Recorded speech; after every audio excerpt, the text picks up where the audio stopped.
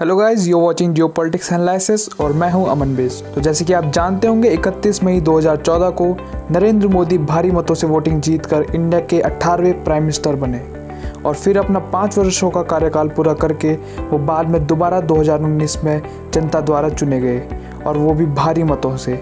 और इस वोटिंग ने एक नया वर्ल्ड रिकॉर्ड बनाया, सबसे ज़्यादा किसी पार्टी को वोट मिलने का। तो तब से अब तक 7 साल हो चुके हैं और आज इसी वीडियो में हम जानेंगे कि इन 7 सालों में मोदी गवर्नमेंट के वो 7 अचीवमेंट जिनसे कि भारत आज पूरी दुनिया में अपनी छाप छोड़ रहा है। तो इस वीडियो को शुरू करने से पहले मैं आपको बता देता हूँ कि वीडियो में जिस भी चीज़ की बात होगी वो फैक्ट्स और न्यूज़ के बेसिस पर होगी, ना कि बेवकूफ़ी के बेसिस पर।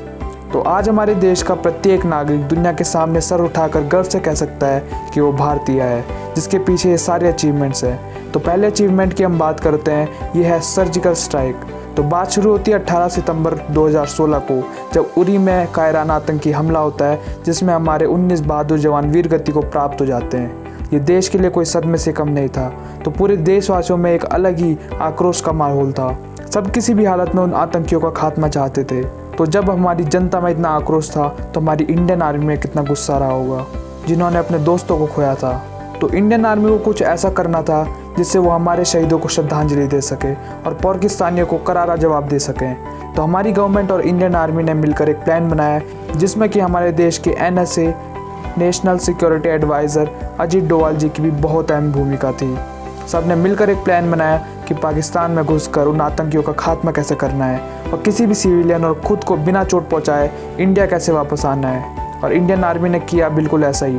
इंडियन आर्मी के कमांडोज ने पाकिस्तान में घुसकर सर्जिकल स्ट्राइक को अंजाम दिया और बिल्कुल बिना किसी कैजुअलिटी के इंडिया वापस लौट आई। देखिए गाइस, ये मोदी गवर्नमेंट से ज़्यादा एक इंडियन की अचीवमेंट थी, जिसको विश्वास आया कि इंडिया के साथ पंगा लेना कितना मुश्किल पड़ता है और पाकिस्तान की भी अकल ठिकाने आ गई। तो अब हम बात करते हैं सेकंड अचीवमेंट की, जो है 3 तलाक को ख़त्म करना। तो 30 जुलाई 2019 को बहुत बहस, बहुत कंट्रोवर्सी के बाद ट्रिपल तलाक को 5 जजों के पैनल ने अनकॉन्स्टिट्यूशनल बताया, वो भी 3:2 के रेशो से। ये उन मुस्लिम महिलाओं के लिए बहुत अच्छी खबर थी जिन्होंने सिर्फ 3 शब्द सुनकर उन्हें घर से निकाल दिया जाता था और सड़क पर मरने के लिए छोड़ दिया जाता था। ये उन्हें अपनी ज़िंदगी हक से जीने का एक सुनहरा मौका था और उनके चेहरे पे एक अलग ही खुशी दिखती थी।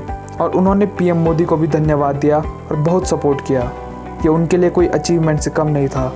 और अब बात करते हैं हम थर्ड अचीवमेंट की, जो है आत्मनिर्भर भारत, जिसे आप सेल्फ रिलेवेंट भारत भी कह सकते हैं। तो ये एक मूवमेंट से कम नहीं था।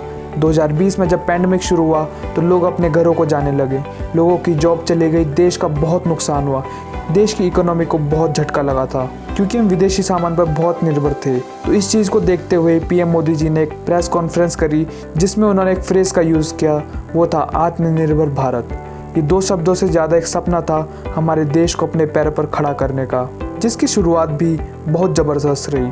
लोगों में एक मूवमेंट सा शुरू हो गया और गवर्नमेंट ने भी नए स्टार्टअप्स को फंड करना शुरू कर दिया, जिससे लोगों में कॉन्फिडेंस सा बिल्ड हुआ और लोग घर पर बैठे बैठे पैसे कमाने लगे। और मैं आपको बताना चाहूँगा कि ये चैनल भी आत्मनिर्भर भारत का एक नतीजा है। तो इसी बात पर चैनल को सब्सक्राइब कर देना, वीडियो को लाइक कर देना। खैर, तो इस इनिशिएटिव ने भारत की कई जगह मदद की, जैसे इकोनॉमी, डिफेंस, मेडिकल सेक्टर्स। ये भी एक PM मोदी के लिए अचीवमेंट साबित हुई।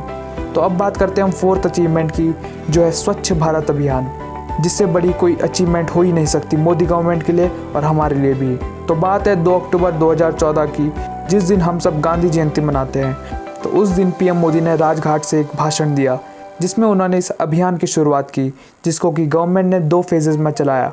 पहला फेज़ चला 2 अक्टूबर 2014 से 2 अक्टूबर 2019 तक, और दूसरा फेज़ जो 2 अक्टूबर 2019 को शुरू हुआ और इसे 2 अक्टूबर 2024 तक चलना है। तो अब बात करते हैं इस अभियान ने हमारे जीवन में कैसे चेंज किया और ये कितना ज़रूरी है हमारे लिए। तो बेसिकली इस अभियान को प्रमोट करने के लिए नरेंद्र मोदी ने कई सेलिब्रिटीज़, कंपनी के CEOs जो पब्लिक फिगर्स हैं, उनको इन्वाइट किया और इस अभियान को बहुत फैलाया। और आज ये अभियान पूरे वर्ल्ड में फेमस है। इस अभियान का मेन फोकस जैसे रूरल एरियाज़, रेलवे स्टेशंस, बस स्टेशंस और कई सारे पब्लिक प्लेसेस हैं। और इस अभियान में बहुत से लोगों ने बढ़ चढ़कर हिस्सा लिया। इसके बाद से हमारे देश में NGOs की संख्या बहुत तेज़ी से बढ़ने लगी और आज जिन शहरों को सबसे साफ माना जाता है, ये सब इसी अभियान की देन है। तो अब आगे बढ़ते हैं और बात करते हैं 5th अचीवमेंट की, जो है GST, जिसे आप गुड्स एंड सर्विसेज टैक्स के नाम से भी जानते हैं। तो मैं आपको बता देता हूँ कि जीएसटी क्या चीज़ है। जैसे कि आप जानते होंगे कि भारत में जो भी गुड्स या सर्विसेज थी उन पर कई सारे टैक्स लगाए जाते थे, जैसे value added tax, VAT, central sales tax, CST, state VAT और फलाना ढिमकाना। ये कुल 22 टैक्स थे। तो बात करते हैं हम 1 जुलाई 2017 की, जब हमारी पार्लियामेंट में हमारे फाइनेंस मिनिस्टर द्वारा जीएसटी बिल को पास किया गया और आधी रात में हमारे ऑनरेबल स्वर्गीय पूर्व राष्ट्रपति प्रणब मुखर्जी जी और पूरे देश के बड़े बड़े नेता लोग, सेलिब्रिटीज़ की मौजूदगी में 12 बजे रात को लागू किया गया, जो कि हमारी इकोनॉमी में बहुत महत्वपूर्ण भूमिका निभाने वाला था। और ये जीएसटी सिर्फ हमारे देश में ही नहीं, पूरी दुनिया के अलग अलग देशों में एक्टिव है अभी, जैसे ऑस्ट्रेलिया, न्यूजीलैंड, साउथ कोरिया और कई सारे देश में। और ये चीज़ भी मोदी गवर्नमेंट के लिए एक अचीवमेंट साबित हुई। और अब बात करते हैं हम 6th अचीवमेंट की, जो है आर्टिकल 370 को ख़त्म करना। तो सबसे पहले हम जानेंगे कि आर्टिकल 370 क्या है। बेसिकली आर्टिकल 370 कॉन्स्टिट्यूशन का एक ऐसा कानून था जिसने कि जम्मू एंड कश्मीर को एक अलग स्पेशल रीजन का दर्जा दिया था, और जो कि कहीं हद तक भारत के कंट्रोल से बाहर था। तो उस दौरान अगर आप भारत के किसी भी कोने से होते और अगर आपको वहाँ जगह लेनी होती तो आप ऐसा नहीं कर सकते थे।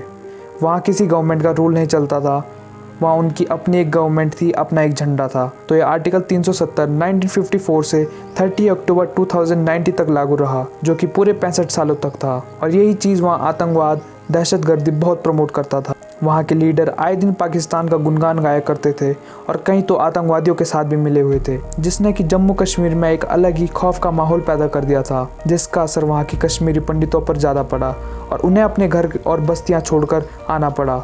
अगर वो ऐसे नहीं करते तो लोग वहाँ उन्हें मार डालते और उनके घर को भी आग लगा दी जाती थी। और इस आर्टिकल का असर वहाँ की इकोनॉमी, वहाँ के यूथ पर बहुत ज़्यादा पड़ा। वहाँ के यूथ जैसे स्कूल स्टूडेंट्स, कॉलेज स्टूडेंट्स आए दिन स्कूल छोड़कर वहाँ पत्थरबाजी करने चले जाते थे।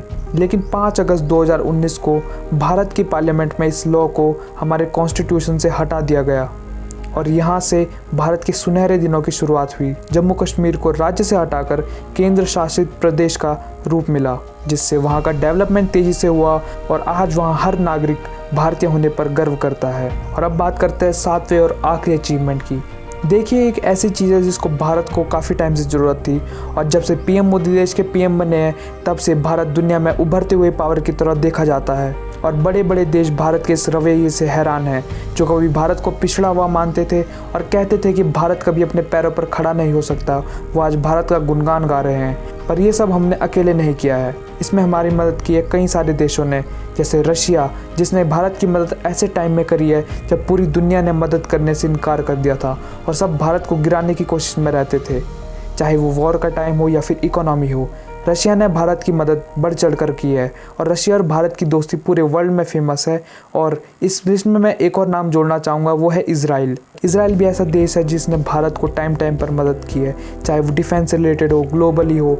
इज़राइल और भारत की दोस्ती भी बहुत फेमस है और इस लिस्ट में कई सारे नाम हैं जिन्होंने भारत की मदद की है और भारत की इनके साथ गहरी दोस्ती है, जैसे जापान, साउथ कोरिया, कनाडा और अब यूएसए भी इस लिस्ट में शामिल हो गया है, जो कि पहले तक पाकिस्तान का गुणगान गाया करता था, वो भी भारत की मदद कर रहा है। तो इन्हीं कारणों की वजह से भारत का नाम बना है और भारतीय नागरिक विदेशों में अपने बिहेवियर के लिए भी जाने जाते हैं। और आप दुनिया के किसी भी कोने में देखिए, ज़्यादातर लोग भारत को पसंद करते हैं और भारत में आना चाहते हैं। और कई सारे विदेशी लोग तो अपनी कंट्रीज़ में भारतीय उत्सवों को मनाते हैं, जैसे होली, दिवाली और कई सारे फेस्टिवल्स।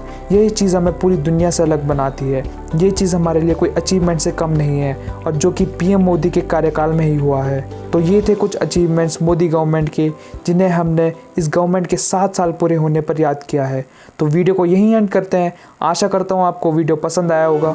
अगर आपको वीडियो अच्छा लगा तो वीडियो को लाइक करें, चैनल को सब्सक्राइब करना ना भूलें और उस बेल आइकन को भी दबा दीजिए, जिससे आप मेरी लेटेस्ट नोटिफिकेशन मिस ना कर पाएँ। तो जल्दी ही मिलेंगे एक नई वीडियो के साथ। तब तक के लिए बाय बाय। जय हिंद, जय भारत।